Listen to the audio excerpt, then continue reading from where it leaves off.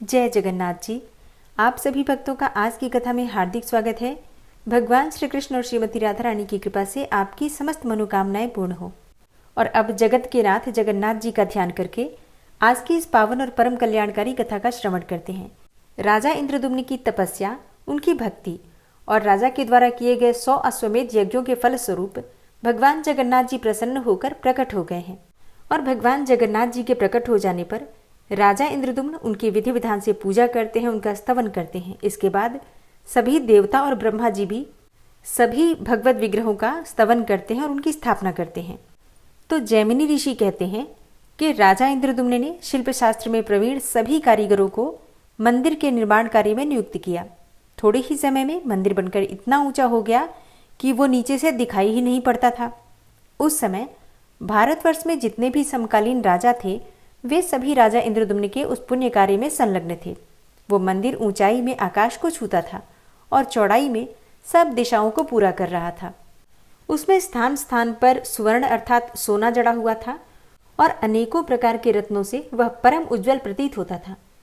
कहीं स्फटिक शिला का योग होने से उसकी छवि शरद ऋतु के बादलों की सी श्वेत जान पड़ती थी, तो कहीं काले पत्थर की बनी हुई दीवारें बादलों की काली घटा सी दिखाई पड़ती थी। इस प्रकार परम सुंदर बने हुए भगवान विष्णु के मनोहर प्रासाद में विधि पूर्वक गर्भ प्रतिष्ठा करके बिजली गिरने आदि उपद्रवों से मंदिर को कोई क्षति न पहुंचे, इसके लिए शिल्प शास्त्रों में निश्चित विधान के अनुसार अपने पुरुषार्थ से उपार्जित की हुई मणि आदि को यथा योग्य स्थानों पर लगाया गया। फिर मंदिर निर्माण के लिए आवश्यक सामग्री के अनुरूप बहुमूल्य वस्तुओं का वहां यत्नपूर्वक संग्रह करवाया। तीनों लोकों के राजा मन से भी जिसकी संभावना नहीं कर सकते थे, ऐसे मनोहर एवं कीर्ति बढ़ाने वाले मंदिर का निर्माण होने लगा। उसके तैयार हो जाने पर राजा इंद्रदुम्न ने मुनिवर नारद जी से कहा, देवताओं और असुरों के लिए भी जो असंभव था वो सब मेरा कार्य भगवत कृपा से संपन्न हो गया। यह कहकर उन्होंने नारद जी के चरणों में प्रणाम किया। फिर नारद जी ने भी राजा को उठाकर उनका सत्कार किया और कहा, राजन, इस समय तुम जीवन मुक्त हो गए हो। भगवान के चरणारविंदों में अनन्य भक्तिपूर्वक तुम्हारा चित्त जिस प्रकार लगा हुआ है, उससे बढ़कर मनुष्य के लिए और कौन सा पुरुषार्थ हो सकता है। हे भूपाल, तीर्थ, मंत्र, जप, दान, बहुत दक्षिणा वाले यज्ञ, व्रत, स्वाध्याय और तपस्या से भी जिसे प्राप्त करना असंभव है, वही केवल भक्ति मात्र से ही तुम्हारे पास आ गया है। हे राजेंद्र, तुम दीर्घ काल तक पृथ्वी पर स्थित रहकर बड़े बड़े उत्सवों और उपचारों से जगन्नाथ जी की उत्कृष्ट पूजा करो। उसके बाद इंद्रदुम्न ने जगन्नाथ जी को दंडवत प्रणाम किया और इस प्रकार स्तुति की, ब्रह्मण्य देव भगवान, आपको नमस्कार है। गौओं और ब्राह्मणों के हितैषी, शरणागतों का दुख दूर करने वाले तथा 4 पुरुषार्थों के एकमात्र हेतु भगवान श्रीहरि को नमस्कार है। हिरण्य गर्भरूप पुरुष और प्राकृत व्यक्त जगत दोनों आपके स्वरूप हैं, आपको नमस्कार है। शुद्ध ज्ञान स्वरूप सच्चिदानंदमय भगवान वासुदेव को नमस्कार है। इस प्रकार स्तुति करते हुए राजा के नेत्रों में आंसू भर गया। उन्होंने परिक्रमा करके बार बार भगवान को प्रणाम किया। उसके बाद जो अन्य देवता वहां आए थे वे भी प्रसन्नतापूर्वक भगवान को प्रणाम करके हाथ जोड़कर उनकी स्तुति करने लगे। देवता बोले, पर ब्रह्म और परमात्मा के नाम से जिसकी महिमा का गान किया जाता है, वह पुरुष ही भूत, वर्तमान और भविष्य सब कुछ है। इतनी इसकी महिमा अर्थात अपार वैभव है। वह परम पुरुष श्री हरि सबसे ज्येष्ठ और सबका स्वामी है। संपूर्ण विश्व इसके एक अंश में स्थित है। इसका शेष 3 अंश विशुद्ध अमृत स्वरूप है, जो परम व्योम में विराजमान है। हे भगवान, वह अमृतमय पुरुष आप ही हैं। आप से ही वेद प्रकट हुए हैं और यज्ञमय पुरुष भी आपसे ही उत्पन्न है। आपसे ही घोड़े, गौ और भेड़ आदि पशु उत्पन्न हुए हैं। ब्राह्मण आपके मुख से प्रकट हुए हैं, क्षत्रिय आपकी भुजाओं से उत्पन्न है, वैश्यों का जन्म आपके उरु से हुआ है तथा शूद्र आपके चरणों से प्राप्त हुए हैं। आपके मन से चंद्रमा, नेत्र से सूर्य, कानों और प्राणों से वायु तथा जिह्वा से अग्नि की उत्पत्ति हुई है। आपकी नाभि से आकाश, मस्तक से स्वर्ग, पैरों से पृथ्वी और कानों से 8 दिशाएं प्रकट हुई हैं। आप ही से यज्ञ कुंड की 7 परिधियां अर्थात मेखलाएं तथा 21 समिधाएं प्रकट हुई हैं। समस्त चराचर भाव आपसे ही प्रकट हुए हैं। आप ही संपूर्ण जगत के स्वामी और संरक्षक हैं। हे परमेश्वर, भयानक रूप धारण करके सृष्टि का संहार करने वाले भी आप ही हैं। आप ही यज्ञ, यज्ञांश, यज्ञेश तथा परात्पर परमात्मा हैं। आप शब्द ब्रह्म से परे और शब्द ब्रह्म स्वरूप ही हैं। हे जगन्नाथ, आप ही विश्वराट, स्वराट और विराट हैं। हे जगतपते, आप जगत स्वरूप हैं। आपने ही ऊपर नीचे तथा दाएं बाएं संपूर्ण विश्व को व्याप्त कर रखा है। आपका यजन करने वाले याज्ञिक पुरुष परम धाम को प्राप्त होते हैं। आप ही भोज्य, भोक्ता, हविष्य, होता, हवन और उसके फल दाता हैं। हे प्रभु, आप समस्त कर्मों के भोक्ता, सर्व कर्म स्वरूप, सब कर्मों के उपकरण तथा संपूर्ण कर्मों के फल देने वाले हैं। आप ही सत्कर्मों के लिए भी प्रेरणा करते हैं। धर्म, अर्थ और काम की सिद्धि देने वाले भी आप ही हैं। हे ऋषिकेश, मुक्ति देने वाला भी आपके सिवा दूसरा कौन है। आपको नमस्कार है। आपका कहीं अंत नहीं है। आपके सहस्त्रों रूप, सहस्त्रों पैर, नेत्र, मस्तक, उरु और भुजाएं हैं। आपको नमस्कार है। सहस्त्रों कोट युगों को धारण करने वाले और सहस्त्रों नामों वाले आप सनातन पुरुष को नमस्कार है। हे प्रभु, संसार समुद्र में गिरे हुए प्राणी को शरण देने वाले एकमात्र आप ही हैं। आपकी सृष्टि में आपके समान दीनों की रक्षा करने वाला दूसरा कोई नहीं है। दीनों और अनाथों के एकमात्र आश्रय आप हैं। हे प्रभु, आप ही इस जगत के पिता, पालक, पोषक और संपूर्ण आपत्तियों का निवारण करने वाले हैं। हे जगन्नाथ, हे विष्णु, हमारी रक्षा कीजिए। हे परमेश्वर, हमारी रक्षा कीजिए। हे कमलाकांत, आपके सिवा कौन हमारी रक्षा करने में समर्थ है। हे अंतर्यामिन, आपको नमस्कार है। सर्वते जोनिधे, आपको नमस्कार है। इस प्रकार स्तुति करके देवताओं ने बार बार प्रणाम किया और इंद्रदुम्न के साथ बाहर निकलकर सब के सब भगवान नृसिंह के क्षेत्र में गए। वहां साष्टांग प्रणाम और नमस्कार करके परम भक्ति पूर्वक उन्होंने श्री नृसिंह देव का पूजन किया। फिर उसके बाद वे नीलाचल के शिखर पर, जहां उत्तम प्रसाद का निर्माण हुआ था, वहां गए।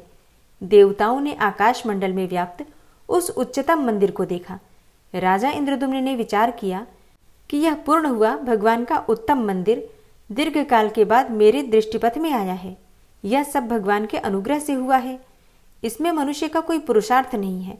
तदनंतर उन्होंने अपने सहायकों से कहा, जब काष्ठमय शरीर धारण करके स्वयं भगवान यहाँ प्रकट हुए थे, उस समय आकाशवाणी ने मुझसे कहा था कि तुम नीलाचल के शिखर पर जगन्नाथ जी की प्रतिष्ठा के लिए 1000 हाथ का मंदिर बनाओ।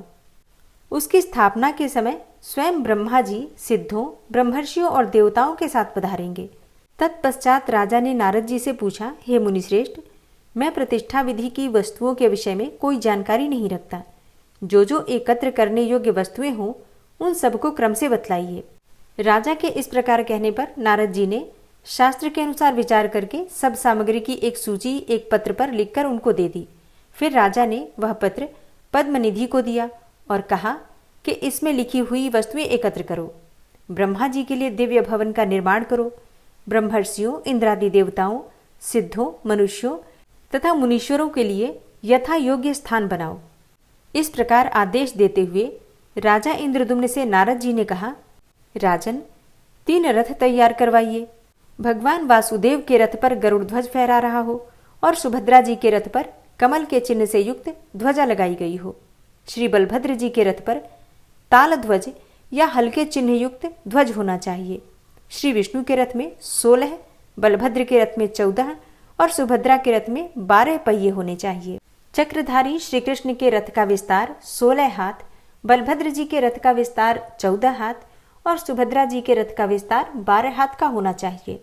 नारद जी के इस वचन को सुनकर एक दिन में 3 रथ बनाए गए, जिनके धुरे, चक्के, खंभे और द्वार सभी सुंदर थे।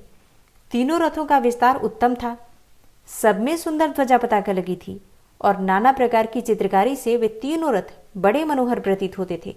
उनमें लगाम और बागडोर से युक्त वायु के समान वेग वाले सैकड़ों सफेद घोड़े जुते हुए थे और नारद जी ने शास्त्र के अनुकूल विधि से रथों की प्रतिष्ठा की। तत्पश्चात ब्रह्मा जी की प्रेरणा से उस उत्तम प्रासाद के समीप शुभ मुहूर्त में सब देवता आ पहुंचे। राजा इंद्रदुम्न की आज्ञा से विश्वकर्मा ने एक बहुत बड़ी रत्नमयी शाला तैयार की। उसमें प्रतिष्ठा कालिक पूजनोपयोगी वस्तु जैसे कि हविष्य, समिधा, कुशा तथा अनेकों प्रकार के भोजन और संपत्ति का संचय करके रखा गया। उस समय पृथ्वी पर गाल नामक राजा राज्य करते थे। उन्होंने भी माधव की एक प्रस्तर मूर्ति बनवाई और उसके लिए एक छोटा सा मंदिर तैयार कराकर उसमें उसकी स्थापना और पूजा की। फिर दूत के मुख से राजा इंद्रदुम्न के उद्योग को सुनकर राजा को क्रोध हुआ और वे सेना समेत कुपित होकर नीलाचल पर आए। वहां आने पर उन्होंने प्रतिष्ठा का ऐसा आयोजन देखा जो मनुष्यों के लिए स्वप्न में भी दुर्लभ था। उसे देखकर राजा के मन में बड़ा विस्मय हुआ। वहां के सब वृतांत को जानकर राजा गाल ने अपने को कृतार्थ माना और यह अनुभव किया कि इससे बढ़कर कल्याणकारक कर्म न हुआ है और न होगा। फिर तो वे हाथ जोड़कर राजा इंद्रदुम्न के समीप गए और बोले, हे देव, आप राजाओं के राजा तथा जीवन मुक्त हैं। मैं आपकी क्या स्तुति करूं? आप मुझ पर प्रसन्न होइए। फिर इस प्रकार निवेदन करते हुए श्रेष्ठ राजा गाल से इंद्रदुम्न ने कहा, राजन, आप अपनी तुच्छता का अधिक बखान क्यों करते हैं? आप भी सार्वभौम सम्राट और भगवान विष्णु के भक्त हैं। प्रजाओं के पालन में तत्पर रहने वाला राजा प्रजा के रक्षा रूप उत्तम मार्ग पर चलकर इस लोक में कीर्ति और धर्म का उपार्जन करता है। आप तो भगवान के भक्त हैं, अतः आपको विशेष रूप से सफलता मिलेगी। राजन, काष्ठ रूप में अवतीर्ण हुए साक्षात भगवान विष्णु का यह प्रासाद है। 4 स्वरूपों में व्यक्त हुए भगवान जनार्दन की इस मंदिर में स्थापना करके मैं यह मंदिर आपको ही सौंपकर चला जाऊंगा। आप ही इसमें पूजा आदि की व्यवस्था करेंगे। यह सब सुनकर राजा गाल बहुत प्रसन्न हुए। फिर इंद्रदुम्न ने जो आदेश दिया उसका वे बड़ी शीघ्रता के साथ पालन करने लगे। इस प्रकार सब सामग्री जुट जाने पर देवताओं से घिरे हुए सिंहासन पर विराजमान राजा इंद्रदुम्न इंद्र की भांति शोभा पाने लगे। इतने में ही देवताओं के जय जयकार से स्तुति किए जाते हुए साक्षात ब्रह्मा जी दिखाई पड़े। राजा इंद्रदुम्न ने दोनों हाथ जोड़कर भक्तिभाव से उन्हें मस्तक झुकाया तथा गालराज और नारद जी के साथ भूमि पर सिर रखकर साष्टांग प्रणाम किया। फिर उठकर प्रसन्नता का अनुभव करते हुए अपने को कृतार्थ माना। उस समय उनके सब अंगों में रोमांच छुआया था।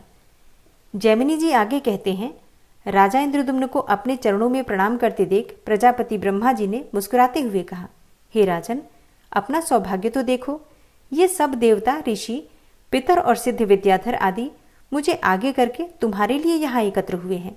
ऐसा कहकर ब्रह्मा जी शीघ्र ही भगवान नारायण के रथ के समीप गए और उन जगदीश को प्रणाम करके 3 बार परिक्रमा करने के पश्चात आनंद के समुद्र में निमग्न हो गए। उनके शरीर में रोमांच आया। उन्होंने गदगद स्वर में अपने ही स्वरूप भूत भगवान जगन्नाथ की इस प्रकार स्तुति की, हे प्रभु, आपको नमस्कार है। मैं आप है और आप मैं हूँ। यह संपूर्ण चराचर जगत आपका ही स्वरूप है। महतत्व से लेकर संपूर्ण प्राकृत जगत आपकी ही माया का विलास है। हे विश्वात्मन, यह संसार आप में ही अध्यस्त अर्थात आरोपित है और आपके ही द्वारा इसमें परिणाम अर्थात परिवर्तन तथा विकार होता है। यह संपूर्ण प्रपंच जो भाषित हो रहा है आपके तत्व को न जानने के कारण ही है। आपके स्वरूप का यथार्थ बोध हो जाने पर यह आप में ही विलीन हो जाता है। ठीक उसी तरह जैसे रज्जु के स्वरूप का निश्चय हो जाने पर उसमें भ्रमवश प्रतीत होने वाला सर्प वही लीन हो जाता है। सत्ता के विचार से यह सब कुछ सत स्वरूप होने के कारण अनिर्वचनीय ही है। हे प्रभु, आप अद्वितीय हैं। जगत को आपसे ही प्रकाश मिलता है। आप स्वयं प्रकाश हैं।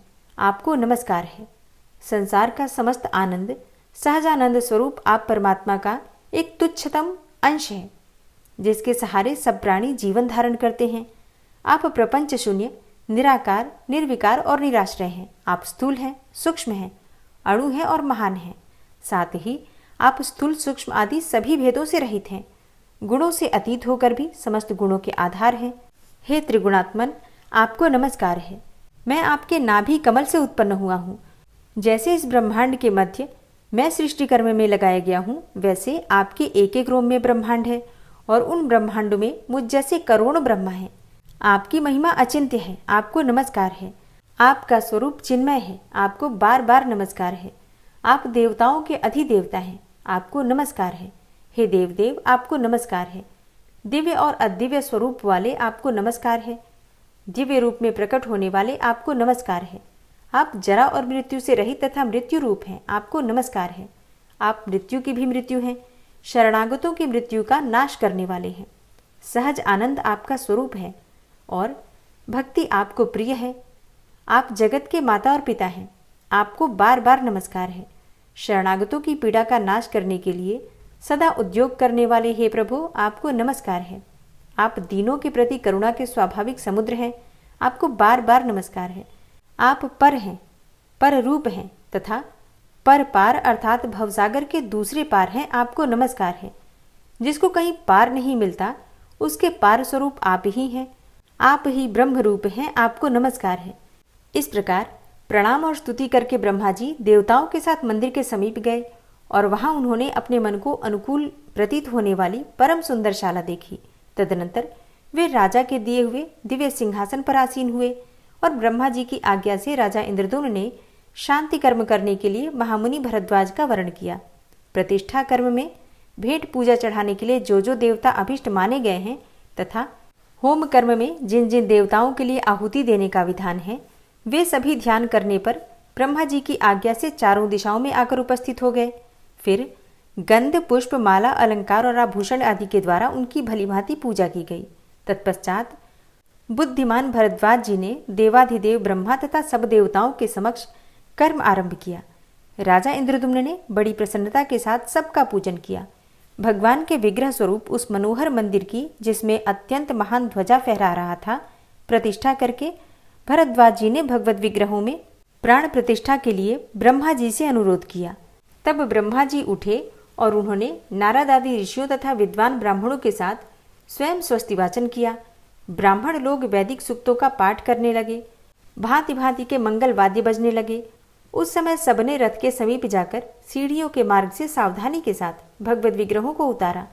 दोनों बगल में, भुजाओं में, मस्तक पर तथा दोनों चरणों में हाथ लगाकर लोग धीरे धीरे भगवान नारायण को रुईदार गद्दे पर विश्राम कराते हुए मंदिर के समीप ले गए। फिर ऊपर ऊपर से परिजात पुष्पों की वर्षा होने लगी। ब्रह्मा जी इस प्रकार स्तुति करने लगे, हे जगन्नाथ, हे श्री कृष्ण, आपकी जय हो। सब पापों का नाश करने वाले प्रभु, आपकी जय हो।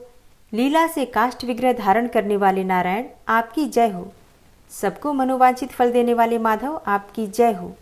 संसार सागर में डूबे हुए जीवों का लीलापूर्वक उद्धार करने वाले हे अविनाशी परमेश्वर, आपकी जय हो, जय हो। हे करुणा सागर, आपकी जय हो। दीनोद्धार पारायण, आपकी जय हो। हे अच्युत, हे अनंत, हे ईशान, आपकी जय हो। जय हो, जय हो, जय हो प्रभु, आपको नमस्कार है। यह स्तुति होते समय नारद जी बड़ी प्रसन्नता के साथ वीणा बजाते थे। भगवान के मस्तक पर पीछे की ओर से 2 रत्नमय छत्र लगाए गए। दोनों पार्श्व भाग में चामरग्राही देवता पंक्तिबद्ध खड़े थे, जो धीरे धीरे चमर डुला रहे थे। इसी प्रकार सब लोग बड़े कौतूहल के साथ बलभद्र, सुभद्रा तथा सुदर्शन चक्र के विग्रहों को भी ले गए। मंदिर के मुख्य द्वार पर रत्नमय स्तंभों से सुशोभित मंडप तैयार किया गया था। उसमें अभिषेक के लिए भगवान को पधराया गया। उन सब विग्रहों के सामने दर्पण रख दिए गए। फिर रत्नों के कलशों में रखे हुए तीर्थों के जल से क्रमशः पुरुष सूक्त तथा श्री सूक्त पाठ करते हुए स्वयं ब्रह्मा जी ने लोक शिक्षा के लिए अभिषेक किया। तत्पश्चात अलंकार धारण कराकर भगवत विग्रहों को गंध और माला आदि से सुशोभित करके ब्रह्मा जी ने स्वयं ही आरती उतारी और मंत्र पढ़ते हुए उन सब विग्रहों को रत्नमय सिंहासनों पर स्थापित किया। फिर स्थापित करके ब्रह्मा जी बोले, संपूर्ण जगत के आधार तथा समस्त लोकों में प्रतिष्ठित हे सर्वव्यापी जनार्दन, आप इस मंदिर में सुस्थिर भाव से विराजमान होइए। यह प्रतिष्ठा सुप्रतिष्ठा हो। हे नाथ, आपके प्रतिष्ठित होने पर हम सब यहाँ प्रतिष्ठित होंगे। आपकी आज्ञा और आपके प्रसाद से यह प्रतिष्ठा परिपूर्ण हो। इस प्रकार जगन्नाथ जी की स्थापना करके ब्रह्मा जी ने उनके हृदय कमल का स्पर्श करते हुए अनुष्टुभ मंत्रराज का 1 सहस्त्र जप किया। वैशाख मास के शुक्ल पक्ष में अष्टमी तिथि को पुष्य नक्षत्र के योग में उत्तम बृहस्पति के दिन भगवान जगन्नाथ की प्रतिष्ठा की गई। इसलिए वह दिन परम पवित्र एवं सब पापों का नाश करने वाला है। उसमें किया हुआ स्नान, दान, तप, होम आदि सब पुण्य कार्य अक्षय होता है। जो मनुष्य उस दिन भक्तिभाव से भगवान श्री कृष्ण, बलराम और सुभद्रा जी का दर्शन करते हैं, वे निस्संदेह मोक्ष के भागी होते हैं। वैशाख मास में जो शुक्ल पक्ष की अष्टमी आती है, उसमें यदि बृहस्पतिवार और पुष्य नक्षत्र का योग हो, तो उस दिन किया हुआ जगन्नाथ जी का पूजन कोटि जन्मों के पापों का नाश करने वाला होता है।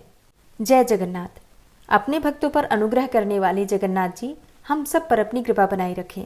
भगवान जगन्नाथ जी की कथा का यहीं पर समापन करते हैं और मार्गशीर्ष के महीने में भगवद गीता का पाठ ज़रूर पढ़ना चाहिए या फिर सुनना चाहिए। तो कल से आप लोग सुनेंगे भगवद गीता का पाठ और पूरे मार्गशीर्ष मास में, मतलब अब जितने भी दिन बचे हुए हैं मार्गशीर्ष के महीने में, इसमें आपको संपूर्ण रूप से भगवद गीता सुनाई जाएगी। उम्मीद करती हूँ ये कथाएं आपको पसंद आ रही हैं। तो अगर कथाएं पसंद आती हैं तो वीडियो को लाइक करने के साथ ही अगर संभव हो तो अपने परिवारजनों और मित्रों के साथ इस वीडियो को शेयर जरूर किया कीजिए। और अब आप सुनेंगे श्री राधा कृपा कटाक्ष स्तोत्र। श्री राधा कृपा कटाक्ष स्तोत्र। मुनीन्द्र वृंद वंदिते त्रिलोक शोक हारिणी प्रसन्न वक्त्र पंकजे निकुंज भूविलासिनी व्रजेन्द्र भानुनंदिनी व्रजेन्द्र सूनु संगते कदा करिष्यसि मां कृपा कटाक्ष भाजनम्। अशोक वृक्ष वल्लरी वितान मंडपस्थिते प्रवाल बाल पल्लव प्रभारुणांध्रि कोमले वराभय स्फुरत्करे प्रभूत संपदालये कदा करिष्यसि मां कृपा कटाक्ष भाजनम्। अनंगरंग मंगलं प्रसंग भंगुरं भ्रुवां सविभ्रमं ससंभ्रमं दृगंत बाणपातने निरन्तरं वशीकृत प्रतीत नन्दनन्दने कदा करिष्यसि मां कृपा कटाक्ष भाजनम्। तडित्सुवर्ण चंपक प्रदीप्त गौर विग्रहे मुख प्रभा परास्त कोटि सारदेन्दुमण्डले विचित्र चित्र संचर चकोर शावलोचने कदा करिष्यसि मां कृपा कटाक्ष भाजनम्। मदोन्मदादि यौवने प्रमोदमान मंडिते प्रियानुराग रंजिते कला विलास पंडिते अनन्य धन्य कुंज राज्य काम केलि कोविदे कदा करिष्यसि मां कृपा कटाक्ष भाजनम्।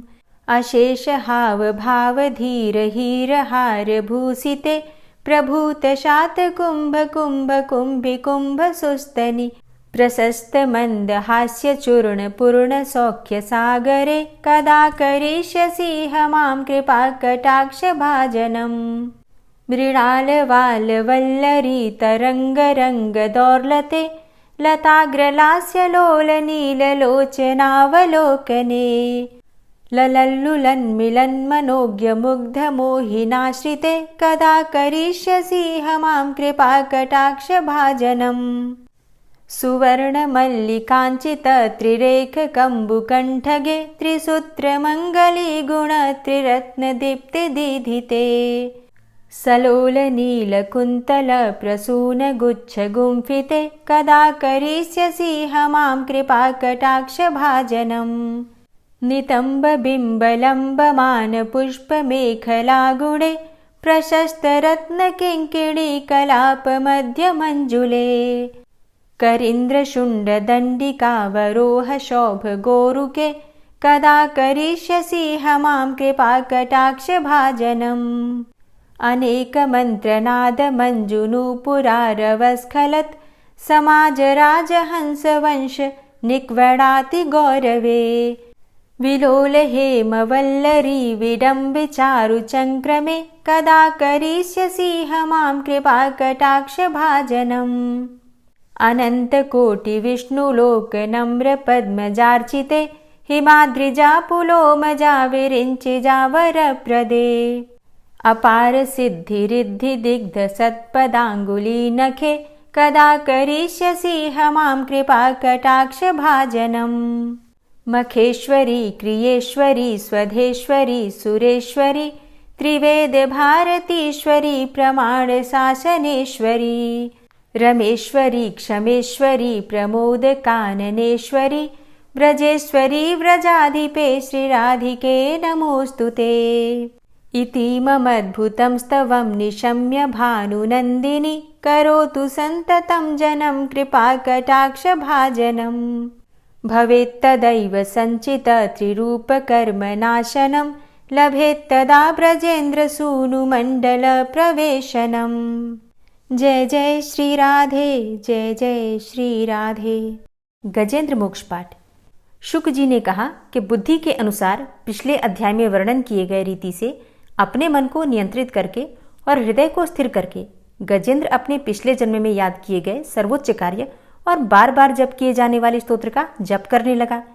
गजेंद्र ने मन ही मन श्रीहरि को ध्यान करते हुए कहा कि जिनके प्रवेश करने से शरीर और मस्तिष्क चेतन की तरह व्यवहार करने लगते हैं, ओम द्वारा लक्षित और पूरे शरीर में प्रकृति और पुरुष के रूप में प्रवेश करने वाले उस सर्वशक्तिमान देवता का मैं मन ही मन स्मरण करता हूँ, जिनके सहारे ये पूरा संसार टिका हुआ है और जिनसे ये सारा संसार अवतरित हुआ है, जिन्होंने प्रकृति की रचना की है और जो खुद उसके रूप में ही प्रकट है, लेकिन उसके बावजूद भी वो इस पूरी दुनिया में सर्वोपरि और श्रेष्ठ हैं।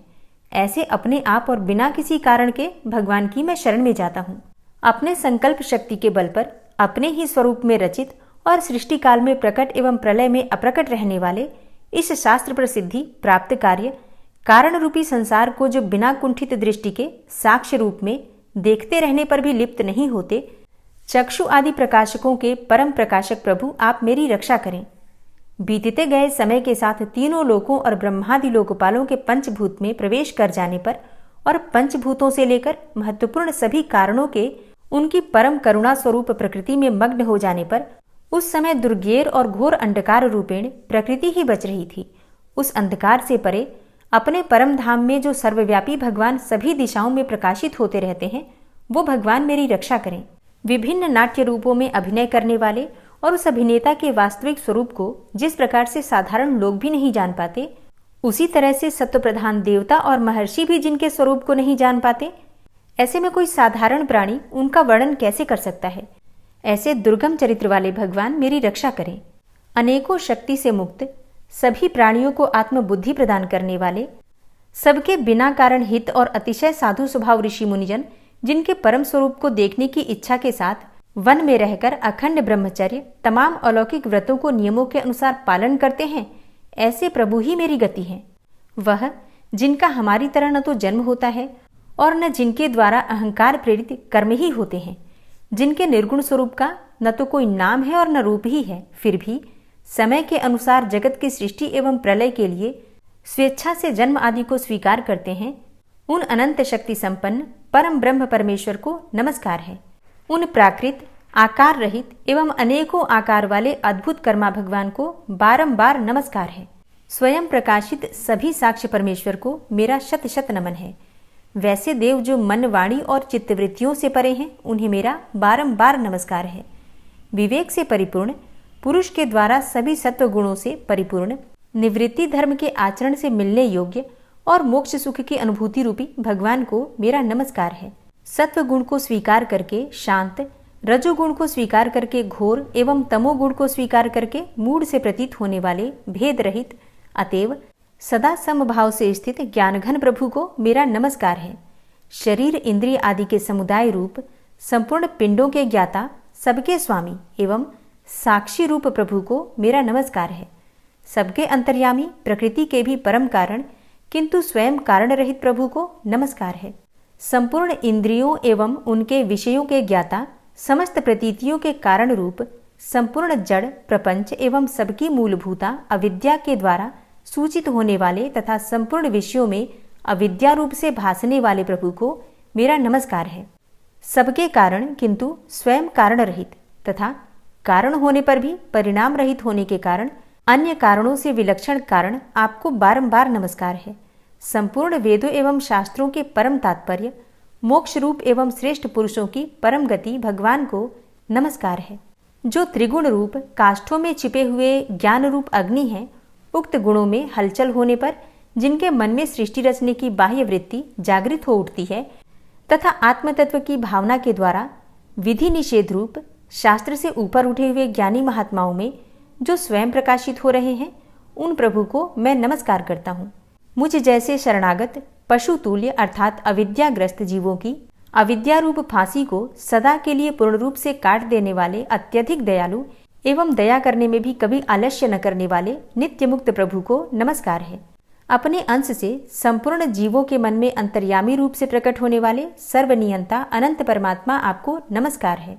शरीर, पुत्र, मित्र, घर, संपत्ति एवं कुटुंबियों में आसक्त लोगों के द्वारा कठिनता से प्राप्त होने वाले तथा मुक्त पुरुषों के द्वारा अपने हृदय में निरंतर चिंतित ज्ञान स्वरूप सर्वसमर्थ भगवान को नमस्कार है। जिन्हें धर्म, अभिलाषित भोग, धन तथा मोक्ष की कामना से भजने वाले लोग अपनी मनचाही गति पा लेते हैं, अपितु जो उन्हें अन्य प्रकार के अयाचित भोग एवं अविनाशी पार्षद शरीर भी देते हैं, वे अतिशय दयालु प्रभु मुझे इस विपत्ति से सदा के लिए उबार लें।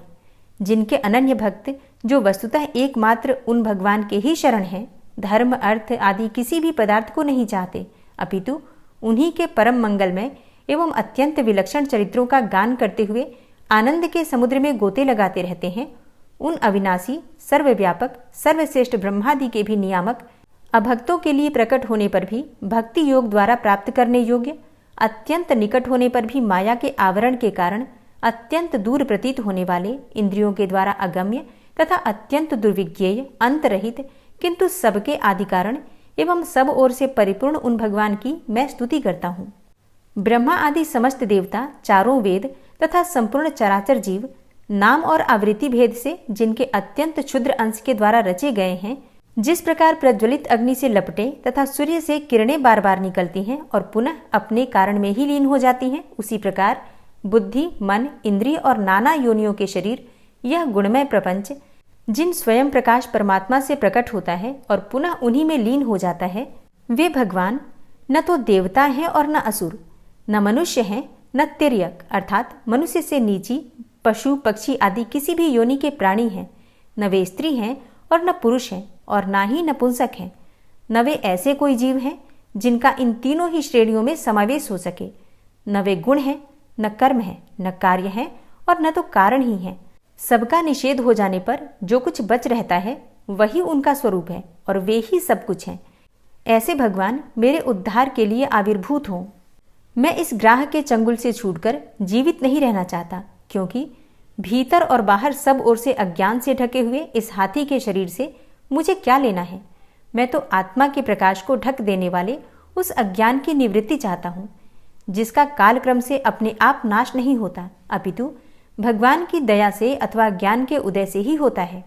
इस प्रकार मोक्ष का अभिलाषी मैं विश्व के रचयिता, स्वयं विश्व के रूप में प्रकट तथा विश्व से सर्वथा परे, विश्व को खिलौना बनाकर खेलने वाले, विश्व में आत्मरूप से व्याप्त, अजन्मा, सर्वव्यापक एवं प्राप्य वस्तुओं में सर्वश्रेष्ठ भी भगवान को केवल प्रणाम ही करता हूँ, उनकी शरण में हूँ। जिन्होंने भगवत भक्ति रूप योग के द्वारा कर्मों को जला डाला है, वे योगी लोग उसी योग के द्वारा शुद्ध किए हुए अपने हृदय में जिन्हें प्रकट हुआ देखते हैं, उन योगेश्वर भगवान को मैं नमस्कार करता हूँ। जिनकी त्रिगुणात्मक अर्थात सत्व, रज, तम रूप शक्तियों का राग रूप वेग असह्य है, जो संपूर्ण इंद्रियों के विषय रूप में प्रतीत हो रहे हैं, तथापि जिनकी इंद्रियां विषयों में ही रची पची रहती हैं, ऐसे लोगों को जिनका मार्ग भी मिलना असंभव है, उन शरणागत रक्षक एवं अपार शक्तिशाली आपको बार बार नमस्कार है। जिनकी अविद्या नामक शक्ति के कार्यरूप अहंकार से ढके हुए अपने स्वरूप को यह जीव जान नहीं पाता, उन अपार महिमा वाले भगवान की मैं शरण में आया हूँ। जिसने पूर्वोक्त प्रकार से भगवान के भेद रहित निराकार स्वरूप का वर्णन किया था, उस गजराज के समीप जब ब्रह्मा आदि कोई भी देवता नहीं आए, जो भिन्न भिन्न प्रकार के विशिष्ट विग्रहों को ही अपना स्वरूप मानते हैं, तब साक्षात श्रीहरि, जो सबके आत्मा होने के कारण सर्वदेव स्वरूप हैं, वहां प्रकट हो गए। गजराज को उस प्रकार से दुखी देखकर तथा उसके द्वारा पड़ी हुई स्तुति को सुनकर सुदर्शन चक्रधारी जगदाधार भगवान इच्छानुरूप वेग वाले गरुड़ जी की पीठ पर सवार होकर स्तवन करते हुए देवताओं के साथ तत्काल उस स्थान पर पहुंच गए जहां पर वह हाथी था। सरोवर के भीतर महाबली ग्रह के द्वारा पकड़े जाकर दुखी हुए उस हाथी ने आकाश में गरुड़ की पीठ पर सवार चक्र उठाए भगवान श्री हरि को देखकर अपनी सूंड को, जिसमें उसने पूजा के लिए कमल का एक फूल ले रखा था, ऊपर उठाया और बड़ी ही कठिनाई से सर्वपूज्य भगवान नारायण आपको नमस्कार है, यह वाक्य कहा। उसे पीड़ित देखकर अजन्मा श्रीहरि एकाएक गरुड़ को छोड़कर नीचे झील पर उतर आए। वे दया से प्रेरित होकर ग्राह सहित उस गजराज को तत्काल झील से बाहर निकाल लाए और देवताओं के देखते ही देखते चक्र से मुंह चीरकर उसके चंगुल से हाथी को उबार लिया। गजेंद्र मोक्ष स्तोत्र संपूर्ण हुआ। और अब बड़े ही प्रेम से भक्ति भाव से जयकारा लगाइए, भगवान श्री हरि विष्णु की जय। और अब आप सुनेंगे श्री तुलसी चालीसा।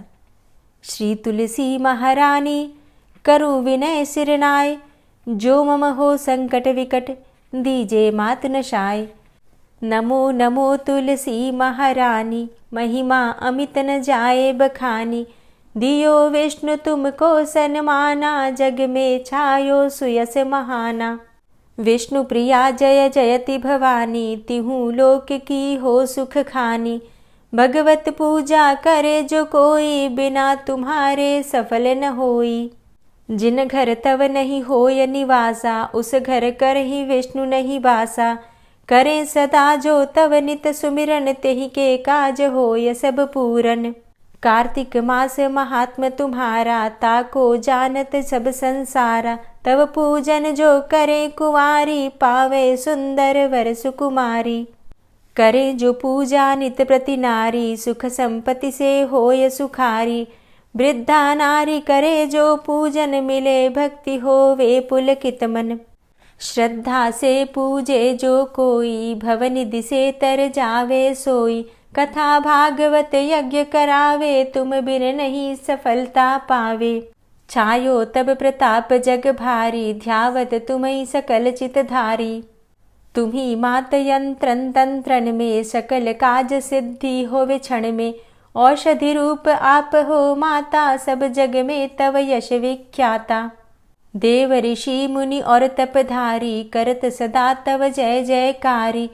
वेद पुराणन तव यश गाया, महिमा अगम पार नहीं पाया। नमो नमो जय जय सुख कारणि, नमो नमो जय दुख निवारणी। नमो नमो सुख संपत्ति देनी, नमो नमो अघ काटन चेनी। नमो नमो भक्तन दुख हरणी, नमो नमो दुष्टन मद छेनी। नमो नमो भव पार उतारणी, नमो नमो परलोक सुधारणी। नमो नमो निज भक्त उबारणी, नमो नमो जन काज सवारणी। नमो नमो जय कुमति नशावनी, नमो नमो सब सुख उपजावनी। जयति जयति जय तुलसी माई, ध्याऊं तुमको शीश नवाई। निज जन जानी मोहि अपनाओ, बिगड़े कारज आप बनाओ। करूं विनय मैं मात तुम्हारी, पूर्ण आशा करहु हमारी। शरण चरण कर जोरी मनाऊं, निश दिन तेरे ही गुण गाऊं।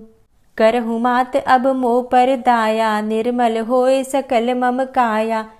मांगू मातु यही बर दीजे, सकल मनोरथ पूर्ण कीजे। जानू नहीं कछु नेम आचारा, क्षमहु मातु अपराध हमारा। 12 मास करे जो पूजा, तासम जग में और नहीं दूजा। प्रथम ही गंगा जल मंगवावे, फिर सुंदर स्नान करावे। चंदन अक्षत पुष्प चढ़ावे, धूप दीप नैवेद्य लगावे। करें आचमन गंगा जल से, ध्यान करे हृदय निर्मल से। पाठ करे फिर चालीसा की, स्तुति करे मात तुलसा की। यह विधि पूजा करे हमेशा, ताके तन नहीं रहे कलेशा। करे मास कार्तिक का साधन, सोवे नित पवित्र हुई जाहि। है यह कथा महासुखदाई, पढ़े सुने सो भव तर जाई। यह श्री तुलसी चालीसा, पाठ करे जो कोय। गोविंद सो फल पावही, जो मन इच्छा होय। तुलसी चालीसा संपूर्ण। और अब आप सुनेंगे तुलसी महारानी की आरती। तुलसी महारानी नमो नमो, हरि की पटरानी नमो नमो। तुलसी महारानी नमो नमो, हरि की पटरानी नमो नमो। धन्य तुलसी पूर्ण तप कीनो, धन्य तुलसी पूर्ण तप कीनो। शालिग्राम की बनी पटरानी नमो नमो। तुलसी महारानी नमो नमो, हरि की पटरानी नमो नमो। जाके पत्र मंजरी कोमल, जाके पत्र मंजरी कोमल। श्रीपति कमल चरण लपटानी नमो नमो, हरि की पटरानी नमो नमो। तुलसी महारानी नमो नमो। धूप दीप नैवेद्य आरती, धूप दीप नैवेद्य आरती, पुष्पन की वर्षा बरसानी, नमो नमो हरि की पटरानी, नमो नमो तुलसा महारानी, नमो नमो। 56 भोग 36 व्यंजन, 56 भोग 36 व्यंजन, बिन तुलसा हरि एक न मानी, नमो नमो तुलसी महारानी, नमो नमो हरि की पटरानी, नमो नमो। सभी सखी मैया तेरो यश गावे, सभी सखी मैया तेरो यश गावे, भक्ति दान दीजे महारानी, नमो नमो तुलसा महारानी, नमो नमो हरि की पटरानी, नमो नमो। नमो नमो तुलसा महारानी, नमो नमो तुलसी महारानी, तुलसी महारानी, नमो नमो हरि की पटरानी, नमो नमो तुलसी महारानी, नमो नमो हरि की पटरानी, नमो नमो। प्रेम से बोलिए तुलसी मैया की जय। दोस्तों, अगर आप मोक्षदा एकादशी व्रत के विषय में जानना चाहते हैं, खरमास के विषय में जानना चाहते हैं, तो चैनल पर वीडियो अपलोड हो चुकी हैं, ज़रूर देख लीजिए। और जो भक्त इस चैनल पर पहली बार आए हैं, अगर अभी तक आपने चैनल को सब्सक्राइब नहीं किया है, तो आज की वीडियो अगर आपको अच्छी लगे तो चैनल को सब्सक्राइब करके बेल आइकन को ज़रूर प्रेस कर लीजिए। इससे ये होगा कि इस चैनल पर जो नई वीडियो अपलोड होंगी उनकी नोटिफिकेशन आपको सही समय पर प्राप्त होगी। मिलती हूँ मैं आपसे अगली वीडियो में, तब तक के लिए जय श्री राधे।